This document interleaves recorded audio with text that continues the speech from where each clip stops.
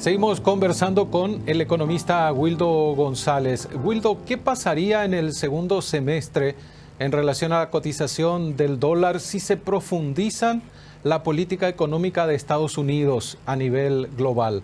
¿Podríamos tener variación? ¿Podríamos tener sobresaltos importantes o no? Esto en el aspecto internacional, obviamente. Bueno, ahí por el lado de qué es lo que puede pasar con el dólar y relacionado a las expectativas que sigan de probablemente la Reserva Federal, o sea, que va a ser la Reserva Federal, que entonces de paso esta semana mantuvo la tasa, Sí. y entonces al final no hubo muchos cambios con eso. Pero eh, pensemos más o menos que las condiciones financieras puedan llegar a apretarse. Si Ujú. las condiciones financieras se llegan a apretar más o menos, el fondo, al final la FED va a terminar probablemente bajando un poco más la tasa de lo que probablemente el mercado espera ahora. Eso ahí va a hacer que el dólar se debilite a nivel global y eso va a hacer que el resto de las monedas emergentes se aprecien. Ujú. Ahora, el tema nomás, ahí lo que pasa es que probablemente si llega a pasar eso, obviamente las condiciones financieras en todo el mundo van a ponerse eh, Van a un variar. poco estrechas, o sea, Ujú. vamos a decirlo, un poco estrechas. Ahora, la reacción de los bancos centrales probablemente van a hacer bajar la tasa. Ujú. Entonces, probablemente acá lo que a nosotros nos va a pasar en un contexto en el que el Banco Central siga más o menos tratando de mantener las condiciones financieras, puede que el Banco Central baje la tasa y puede que el dólar no reaccione con una alza, esa baja de tasa, sino que probablemente se mantenga o puede que incluso baje. Pero ese es un escenario extremo. Es un escenario más o menos pensando más o menos de que todas las cosas que están pasando afuera se terminan complicando mucho más. Ujú. Ahora, lo complejo de todo, y de hecho creo que algo como que engloba mucho lo que estamos conversando, es que en economía, o sea, hay mucha incertidumbre. Sí. Entonces, con la incertidumbre es algo que todavía, por ejemplo, nosotros no podemos lidiar mucho porque es algo que no vemos, que no podemos palpar, algo que vos sabes que puede llegar a pasar, pero no sabes cuándo ni cómo. Que es muy distinto, por ejemplo, de la volatilidad. La volatilidad uno puede llegar a ver, uno puede llegar a calcular, puede ser hasta medible o discutible de alguna manera. De hecho, tenemos institutos financieros que miden eso en Estados Unidos. El VIX, que es la volatilidad del índice de bolsa del Standard Poor's 500. Entonces, al final uno puede llegar a ver y hasta incluso puede llegar a hacer eh, inversiones pensando en un nivel de volatilidad, incluso apostando más o menos por eso. Ujú.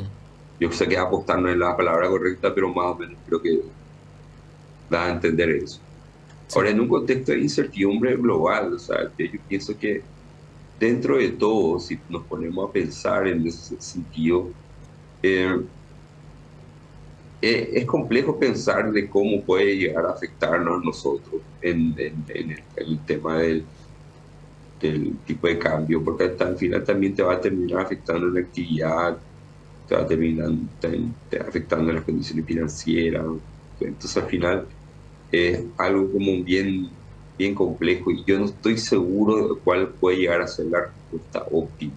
Ujú. Ahora, lo que también me preocupa dentro de todo es que siempre la respuesta óptima va a ser como estado dependiente, en el fondo, cuál es la posición en la que está la economía que recibe el shock.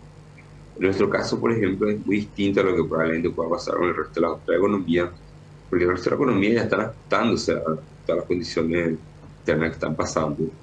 Y si llega a pasar eso, nosotros nos va a agarrar todavía en proceso de ajuste del resto de los otros shocks que fueron ocurriendo. Entonces puede llegar a pasar que eso magnifique o neutralice. Entonces, ahí yo creo que es como está como un poco el dilema. Entonces, al final, en caso de que la incertidumbre siga y se materialice en eventos intensos que pueda hacer que la Fed baje la tasa, Ujú. puede que el Banco Central baje la tasa Sí. acá. En el fondo termine priorizando todo el tema de la parte de la financiera. Y dado eso, puede que incluso el, el dólar se aprecie levemente para el resto del año.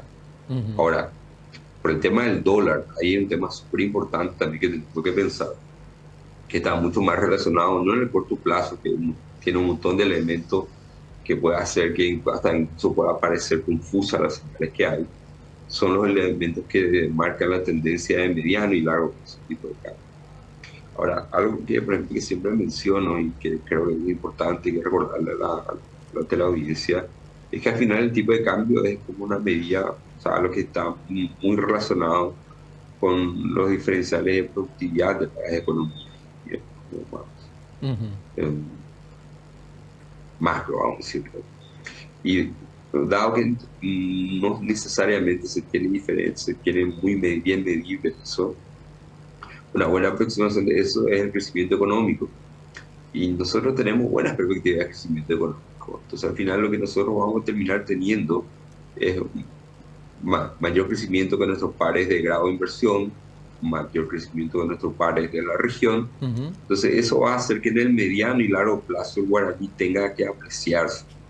Entonces, yo creo que estamos en un escenario en el que probablemente el guaraní se va a depreciar en el corto plazo, Ujú. pero en el mediano y largo plazo el guaraní se va a apreciar.